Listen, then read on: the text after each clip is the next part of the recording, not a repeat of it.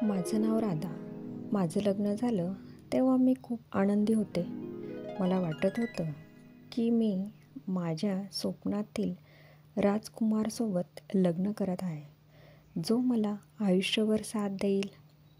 त्याचं नाव होतं अजय. तो दिसायला खूप चांगला होता आणि त्याला मी आवडते असं तो नेहमी म्हणायचा. पण त्याला माझं मन आणि माझं प्रेम कधीच समजलं नाही. लग्नानंतरचे सुरुवातीचे दिवस खूप सुंदर होते. आम्ही दोघेही एकमेकांसोबत वेळ घालवायचो, सिनेमाला जायचो, एकत्र फिरायचो आणि अनेक स्वप्न बघायचो. पण हळूहळू अजय बदलू लागला.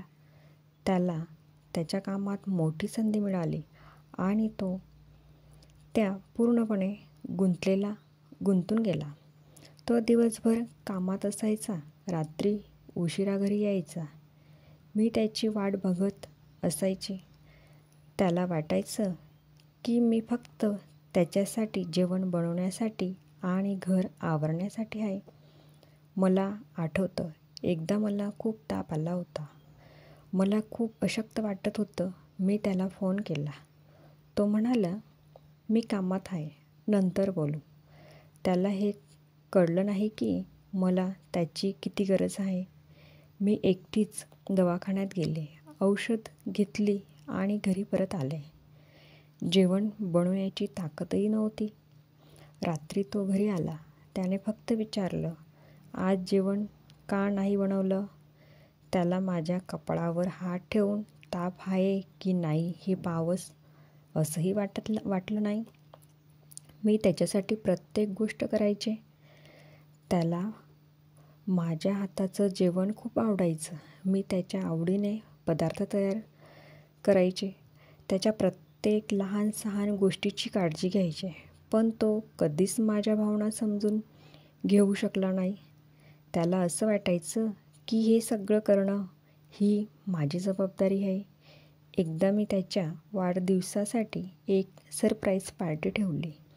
मी दिवसभर काम करून सगळी तयारी केली होती, पण तो वेळेवर आलाच नाही.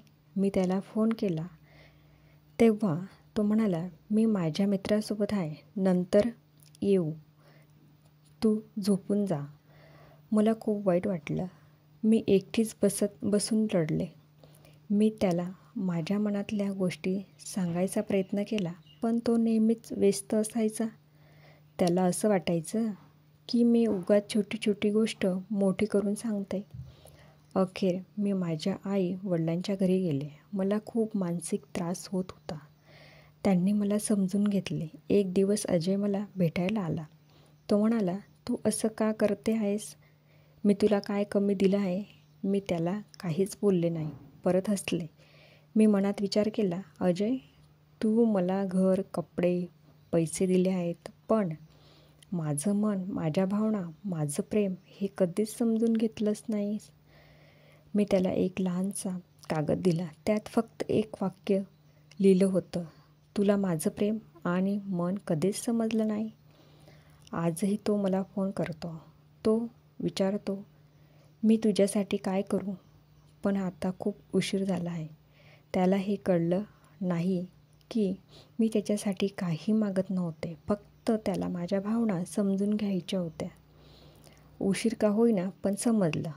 राधा माझ्या आयुष्यातून निघून गेल्यानंतर माझं आयुष्य बदलून गेलं. हो, घर होतं, पैसा होता, मित्र होते, पण मनाच्या कोपऱ्यातली ती पोकळी दररोज जाणवायची.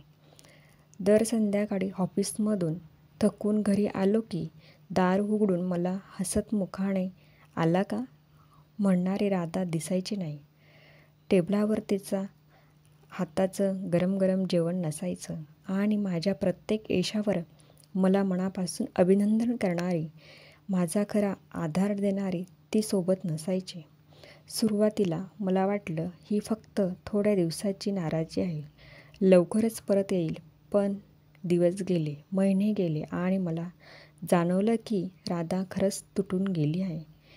एका रात्री मी माझ्या जुन्या डायरीत राधाने ठेवलेला छोटासा कागद सापडला. तुला माझं प्रेम आणि मन कधीच समजलं नाही. त्या एका वाक्याने माझ्या आयुष्याचा आरसा माझ्या डोळ्यासमोर ठेवला. माझ्या आठवणीत तिचा चेहरा आला. तापात थरथरत असूनही माझी वाट बघणारी राधा, माझ्यासाठी आवडीचे पदार्थ बनवणारी राधा, माझ्या वाढदिवसाला एकटीच बसून रडणारी राधा. आणि मी तिचं प्रेम गृहीत धरलं. तिचं ममत्व, तिची काळजी, तिचं हसू, तिचं मन मी कधीच नीट पाहिलंच नाही.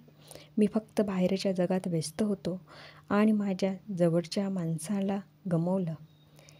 मी तिला अनेकदा फोन केला, राधा, मी तुझ्यासाठी काय करू?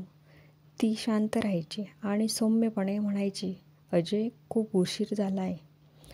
त्या वाक्याने माझं मन पिळून निघायचं. हो, खरंच खूप उशीर झाला होता. आज मी सगळं मिळवूनही रिकामाच आहे. मी तिच्यासाठी मोठं घर बांधलं, पण तिच्या मनासाठी कधीच एक कोपरा राखला नाही. मी तिला महागडे कपडे आणले, पण तिच्या डोळ्यातलं पाणी पुसलं नाही. मी तिला पैशाची सोय दिली, पण तिच्या हृदयाला कधीच आधार दिला नाही. राधा आता तिच्या आई वडिलांसोबत सुखात आहे. मी तिला तिथे पाहिलं, तिच्या चेहऱ्यावरचं समाधान पाहिलं, तेव्हा कळलं ती खरं सुख पैशात नाही, तर माणसांच्या नात्यातल्या समजूतदारपणात शोधते. आज मी या सगळ्याचा एक धडा घेतला आहे. प्रेम केवळ शब्दात किंवा भेटवस्तूंमध्ये नसतं. ते मनापासून दिलेल्या वेळेत आणि समजूतदारपणात असतं. राधा मला मिळाली नाही, पण तिनं मला शिकवलं, एखाद्याचं मन जपणं हीच खरी साथ आहे.